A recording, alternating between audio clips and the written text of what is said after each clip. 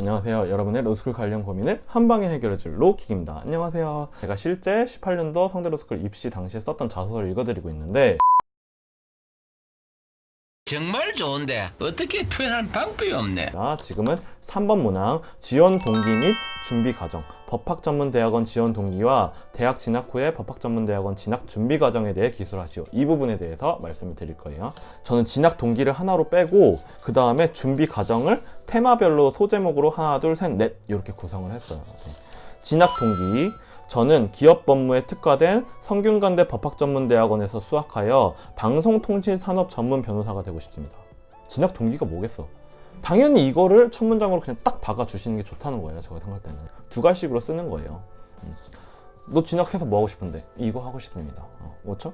대학 시절 법경제학 연구회에서 활동하며 법학에 대한 관심을 키우기 시작했습니다. 전공인 언론정보학을 통해 방송통신산업은 단순히 이윤을 창출하는 것을 넘어 공동체, 여론, 교육 수준, 정치 성숙도에 영향을 미치는 중요한 영역이라는 것을 알게 되었습니다. 됐죠?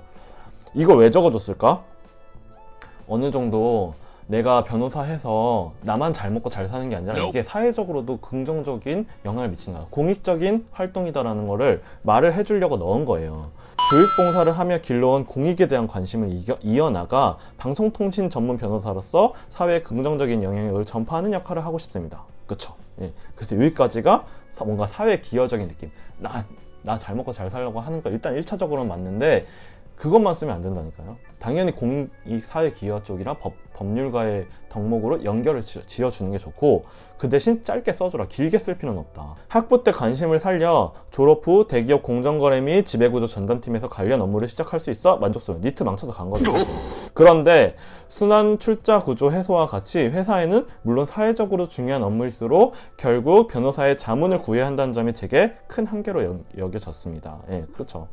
전문성에 대한 갈망을 원동력으로 삼아 학부 때부터 목표해 온 법률 전문가가 되겠습니다. 어느 정도 한계를 느껴서 직장인분들은 이런 플로우를 당연히 많이 참고를 하시면 좋고, 근데 이게 실제라고 생각을 해요. 만약에 직장 다니다가 로스쿨 가시는 분들은 아마 대부분 실제일 거예요. 준비 과정은 여러 개가 있는데 이것도 다 결국에는 법률가의 역량이나 법 공부를 하는 데 있어서의 역량으로 맞춰주시는 게 좋아요. 다수의 토론되는 참가. 준비 과정 1.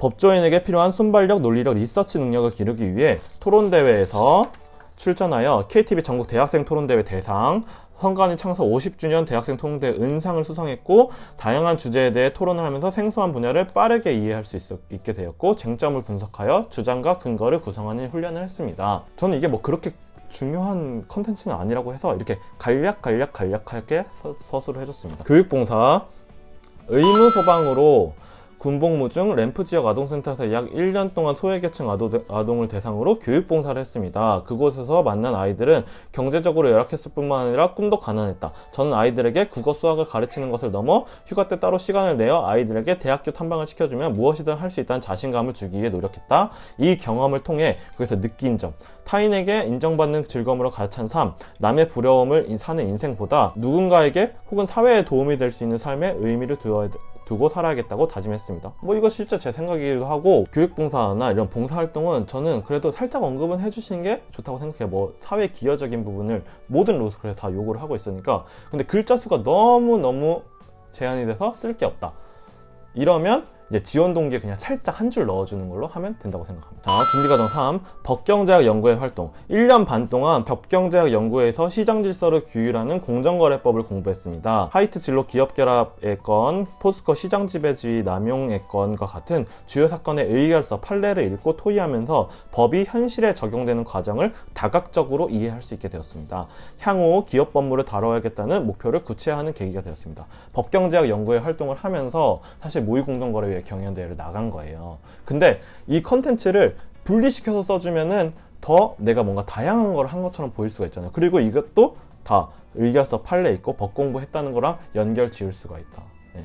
이런 식으로 그런 쪽으로 좀 부각을 더 해주시는 게 좋아요. 준비과정 4. 오픈넷 논문 공모전 참가. 명예훼손, 모욕죄 등 미디어 소송에 대한 법적 소양을 기르기 위해 2016 오픈의 논문 공모전에 참여하여 메갈리아의 언어는 혐오 표현 규제 대상이 되는가? 라는 논문으로 장려상을 수상했습니다. 메갈리아라는 여성주의 사이트의 대표적인 혐오 표현 케이스를 미국, 독일 국내 법제에 따라 비교법적으로 검토한 점이 좋은 평가를 받았습니다. 4번 진로 계획입니다. 법조인으로서 자신의 향후 모습에 대해서 기술하시오. 저는 미디어 소송, 방송통신 사업자의 인허가, 각종 규제, 개인정보 보호 등과 방송통신 관련 분쟁을 종합적으로 해결하는 변호사가 되고 싶습니다. 사실 이걸 다 하는 변호사가 있을까? 이런 건 제 생각에 없을 것 같아요. 이 정도의 창의성을 내 생각에 발휘를 할 수 있어요.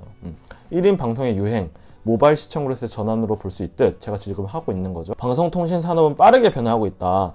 또한 다국적 기업 간의 M&A, 해외 시장 진출이 어느 영역보다 더 활발하게 일어나고 있어 전문성을 지닌 인력이 필요합니다. 국민이 매 순간 접하는 방송통신 산업의 문제를 적시에 해결하고 선제적으로 대응할 수 있다면 이것은 기업의 이윤 성취를 넘어 제가 속한 공동체에 기여할 수 있을 것이라고 생각합니다. 사회 기여적으로 연결을 시켜주는 게 좋고, 공익이라는 게 꼭 봉사활동 한 것만 하는 게 아니라 이런 게 다 공익이에요. 자기가 자신의 역할을 해가지고 어느 정도 타인에게 도움을 주는 거. 다 공익이라고 할 수 있다. 이거 제가 유튜브 찍어가지고 방송 전파시키는 것도 공익이죠.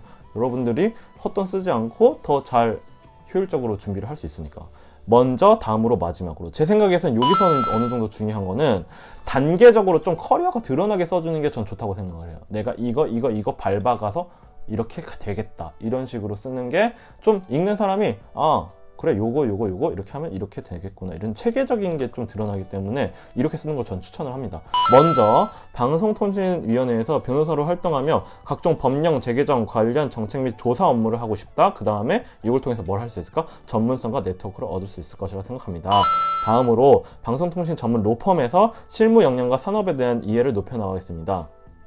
또한 경제법 박사과정에 진학하여 공정거래법 관한 전문 역량을 키워나가고 싶습니다. 이는 향후 방송 광고 시장 통신 사업자들 간의 인수합병 분쟁을 조정하는 데 도움이 될 것이라 생각합니다. 마지막으로 방송통신 관련 분쟁을 종합적으로 해결하는 로펌을 창립하는, 진짜 이거 하고 싶기도 하고 국내를 넘어 다국적 기업으로 대상을 확대해 나가고 싶습니다. 동시에 방송통신위원회 법률자문위원 및 국가의 관련 법 개정에 적극적으로 참여하며 오피니언 리더로서 제 전문성과 제 역량을 사회에 환원하고 싶습니다. 이렇게 단계적인 게 뭔가 좀 드러나게 써주시는 게 좋아요. 종합적으로 한번 얘기를 해볼게요. 두 갈씩으로 써라. 아이템에서 강조하고 싶은 부분을 딱 떼서 그냥 앞에다 쓰라는 거예요. 앞에서 쓰고 그 다음에 본론으로 들어가서 얘기를 하면 된다. 마무리. 아이템을 통해서, 이 에피소드를 통해서 강조하고 싶은 역량을 마지막에 좀 정리를 해주면서 문구를 그대로 박아주는 게 좋다고 생각해요. 왜냐면 이게 막 200페이지의 소설이야. 그러면 그렇게 쓰는 게 좀 유치하죠. 난 이걸 하고 싶어, 난 이런 능력이 있어, 이렇게 말을 하는 게 유치하고 은은하게 드러나게 하는 게 어느 정도의 글쓰기 기술일 텐데, 근데 자소서는 굉장히 짧고 대충 보고 이게 빨리 그냥 머리에 얘가 이런 역량이 있구나를 넣어주는 게 좋다고 생각하고 어느 정도 전문성 있게 보이는 게 좋기 때문에 그 말을 그대로 적어주는 게 좋다. 그래서 이런 경우에서 제가 자소 첨삭할 때 이게 왜 쓴 거예요? 이 컨텐츠를 왜 쓴 거예요? 물어보면은 사실은 이게 이런 내용 때문이고 이걸 위해서 쓴, 이렇게 얘기를 하는, 그 얘기를 적어주셔야 돼요. 제가 읽어보고 이걸 왜 쓴 거예요? 이게 무슨 의도로 쓴 거예요? 라고 묻는 것 자체가 글을 잘 못 썼다는 거다. 한 가지 아이템에서 끌어낼 수 있는 역량을 좀 골고루 끌어내서 배치를 해주시는 게 좋고, 기승전 역량으로 쓰는 게 좋다. 자기가 한 역할에 대해서, 왜냐면 자기소개서기 때문에 명확히 적어주시는 게 좋고, 개연성에 너무 집착하지 마라. 이게 뭔가 물 흐르듯이 이어져야 된다는 생각에 너무 강박을 가져서 자꾸 구구절절 설명을 해. 가치관을 물어. 너의 장단점을 묻는데, 저희 부모님이 사실 이런 분이셔서 제가 그 아래서 자랐기 때문에 이런 가치관을 갖게 되고, 이 개연성에 엄청 신경을 쓰는 거죠. 제가 고등학교 때부터 이런 거에 관심을 갖게 있어서 대학 전공을 이걸 하게 됐고, 그 다음에 어떻게 하다 보면 이렇게 가잖아요. 필요 없다는 거예요. 제 전공은 뭡니다. 제 가치관은 뭡니다. 그 다음에 본론으로 들어가서 700자 본론 얘기하기도 바빠요. 네. 오케이. 학과 수업에 대해서 설명할 때는 법 공부 잘한다는 거를 확 강조를 해주시고, 학점 잘 나온 수업을 과목명을 언급해주면서 가라.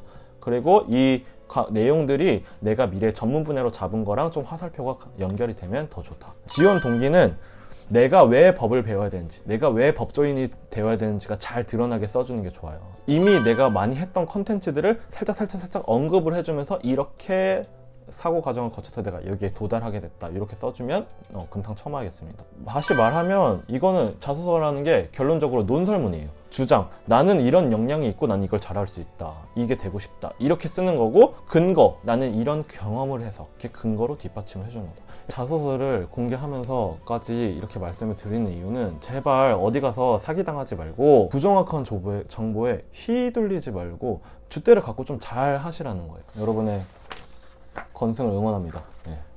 다음에는 더 재밌고 이제 좀 너무 전문적인 것만 하니까 많이 보지도 않고 그런 것 같아. 좀 재밌는 것도 더 하려고 합니다. 재밌는 컨텐츠로, 유익한 컨텐츠로 돌아오겠습니다. 안녕. 구독, 좋아요, 알람. 알았죠?